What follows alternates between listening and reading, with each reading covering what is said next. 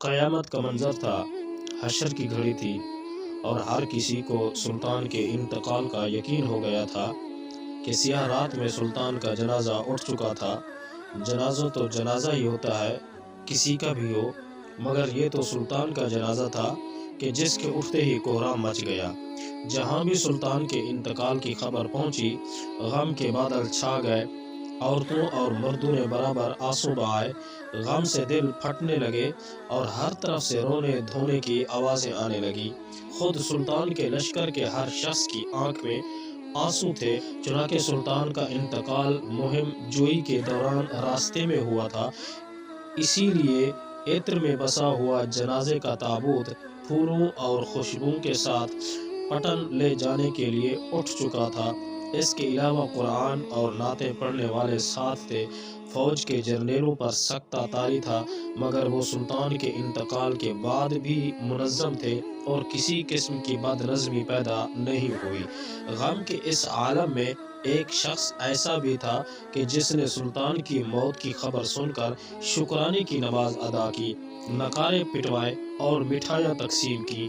یہی نہیں بلکہ اس نے اپنے علاقے سے سلطان کے نائب اور سفیر کو بھی بڑی بے عزتی سے نکال دیا، کیونکہ وہ جانتا تھا کہ مر جانے والا نہ تو واپس آ کر خود بدلہ لے سکتا ہے، نہ کسی کو کہہ سکتا ہے، اور نہ ہی مڑ کر دنیا میں دیکھ سکتا ہے۔ یہی وجہ تھی کہ ریاست کڑپا کے حاکم حلیم خان کی خوشی دیکھنے کے قابل تھی۔ بد نصیبی یہ ہے کہ یہ غیر مسلم نہیں بلکہ مسلمان تھا۔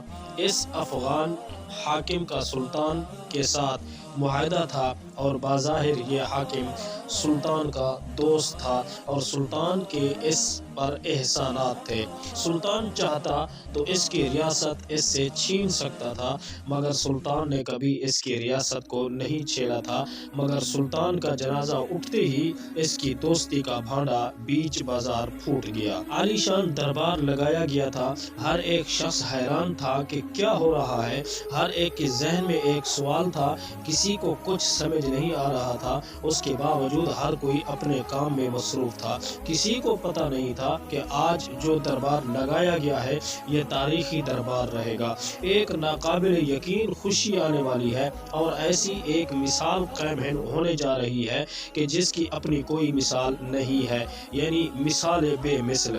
سب کے دل تھک سے رہ گئے جب اچانک سلطان پردے سے نکل کر تخت پر جلوہ افروز ہوئے۔ سب کی آنکھیں پھٹی کی پھٹی رہ گئیں کہ یہ سلطان ہے یا پھر اس کی روح، لیکن روح کا آنا تو ثابت ہی نہیں ہے، مگر یہ کیسے یقین کر لیا جائے کہ انتقال کر جانے کے بعد سلطان واپس آ گئے، کہ ان سب نے مل کر سلطان کو کندھا دیا تھا۔ عوام تو کیا، خواص نے بھی اپنی آنکھیں مل مل کر لال کر لی تھی۔ ایک دہشت کا عالم تھا، کسی کو جرأت نہیں تھی کہ پوچھے حضور وہ جو ہم نے کندھے دیے تھے وہ کیا ہوئے۔ آخر سلطان سے ان کی حیرانی والی حالت دیکھی نہ گئی اور وہ خود ہی بولے، اللہ کی ذات ہی بھروسے کے لائق ہے کہ جس نے تم لوگوں کو ثابت قدم رکھا اور تم لوگ آزمائش میں پورے اترے۔ دراصل ہم نے تمہارا امتحان لیا تھا کہ تم ہمارے بغیر بھی منظم رہتے ہو یا بھیڑ بکریوں کی طرح بکھر جاتے ہو۔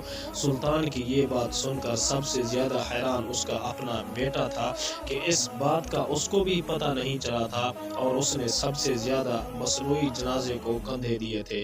سلطان پھر بولا، چند ایک خاص آدمیوں کے علاوہ باقی کسی کو بھی اس بات کا پتہ نہیں تھا۔ حد تو یہ ہے کہ ہم نے اپنے بیٹے کو بھی نہیں بتایا کہ ہمیں سب کے ساتھ اپنے بیٹے کا بھی امتحان لینا منظور تھا۔ رب ذوالجلال کا شکر ہے کہ تم سب اس میں پورے اترے، مگر حاکم کڑپا حلیم خان کی دوستی کا پتہ چل گیا ہے، اسی لیے ہم نے اس کو سبق سکھانے کا فیصلہ کیا ہے۔ اتنے میں خبر آتی ہے کہ کڑپا والوں نے بغاوت کر کے لڑائی کی تیاریاں شروع کر دی ہیں۔ سلطان بھی فوراً کڑپا کی طرف پیش قدمی کا حکم دیتا ہے۔ آخر میں سلطان خوش ہو کر انعامات اور خلعتیں انعامی لباس تقسیم کرتا ہے۔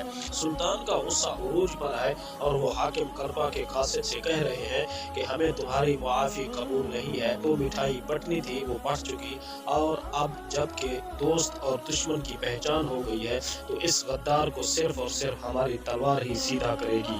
اسے کہہ دو کہ جنگ کی تیاری کر لے کہ ہم اس کے سر پر آنے ہی والے ہیں۔ ایلچی کے ناکام آنے کے بعد حلیم خان نے بھی تیاری کر لی اور پھر گھمسان کی جنگ ہوئی۔ حلیم خان نے جنگ کی قیادت اپنے بھتیجوں حسین میاں اور سعید میاں کو دے دی۔ ناتجربہ کاری کے باوجود یہ لڑکے ہاتھی پر سوار ہو کر نعرے بجاتے ہوئے آگے بڑھے اور بڑی بے جگری سے لڑے اور شدید تیر اندازی کر کے سلطان کے 2000 آدمی مار دیے، مگر آخر کب تک لڑتے؟ بالآخر ان کو شکست ہوئی، کرپا فتح ہو گیا اور دونوں سردار گرفتار ہوئے۔